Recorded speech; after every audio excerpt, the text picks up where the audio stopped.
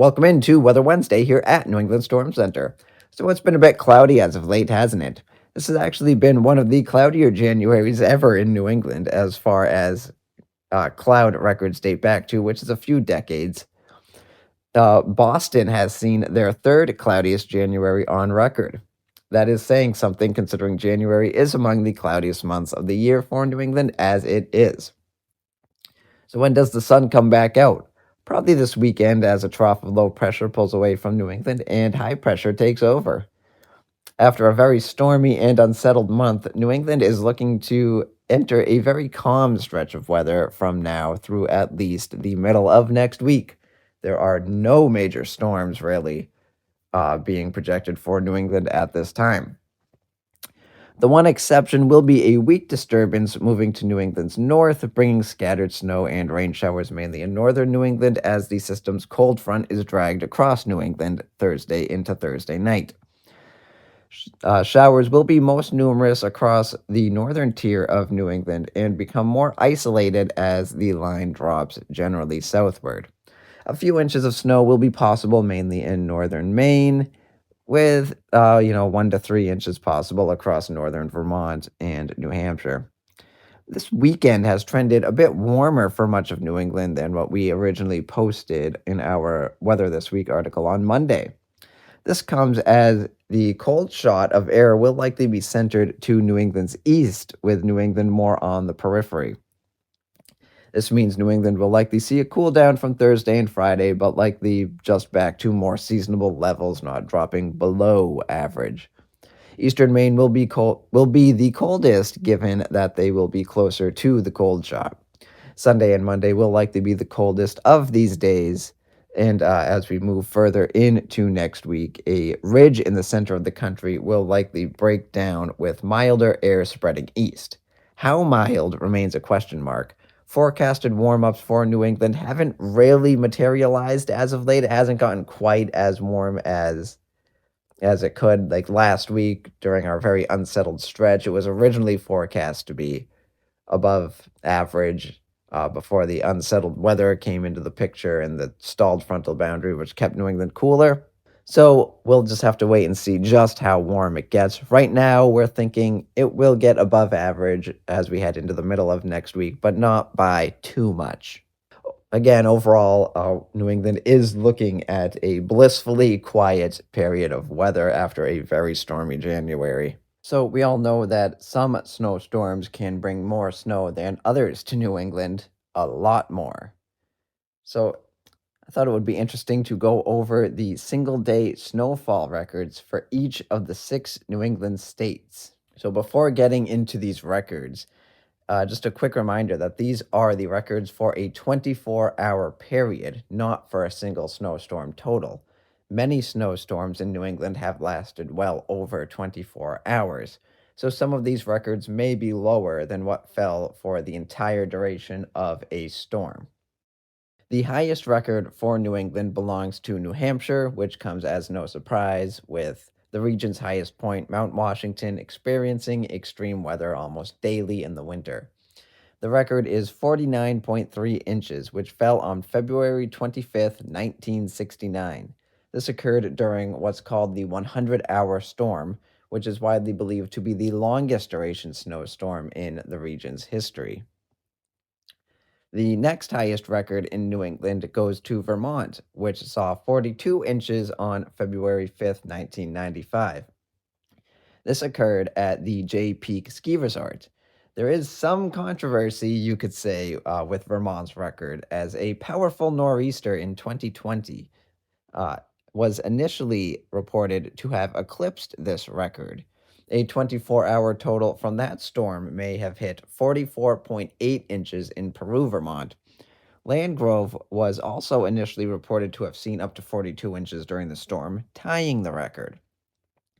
The State Climate Extremes Committee, which is in charge of keeping state records for weather, investigated this total and came to this conclusion. The SCEC found that observational practices associated with the measurements reduced confidence in these values. The SCEC determined by 2 separate 5-0 votes that the existing J peak record be upheld.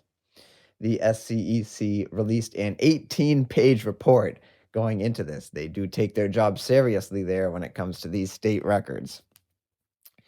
The Great Nor'easter of 2020, as we named it for the New England Snowstorm Hall of Fame, had a storm maximum of 48 inches in Danbury, New Hampshire. Now, this total could be called into question after the Vermont ruling. However, 48 inches remains the official total as listed by the National Weather Service of Gray, Maine. Of course, this total was not reviewed. The New Hampshire total was not reviewed by the SCEC as it did not surpass the state's 24-hour record as it stands, which is 49.3 inches on the summit of Mount Washington. But anyway, we digress. Coming in at number 3 in New England is Maine. On December 30th, 1962, Orono, Maine saw 40 inches of snowfall during the blizzard of 1962.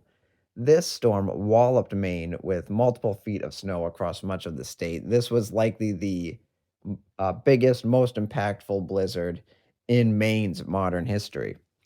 Bangor saw their second highest snowfall during this storm, with 25 inches falling. Bangor also saw their snowiest winter on record that winter, with 182 inches total. So moving into southern New England, Connecticut is next up on the list with 36 inches falling in a 24-hour period that occurred overnight from February 8th to the 9th, 2013. This total was measured near Asonia during the blizzard of 2013.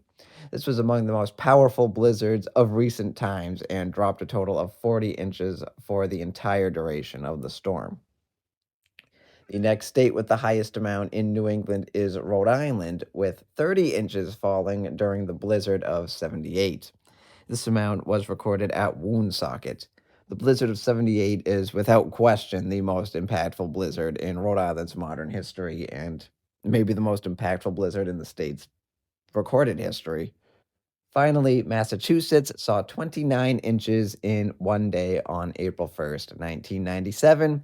This was, of course, during the unforgettable April Fool's Day blizzard that turned eastern Massachusetts from spring right back to the dead of winter.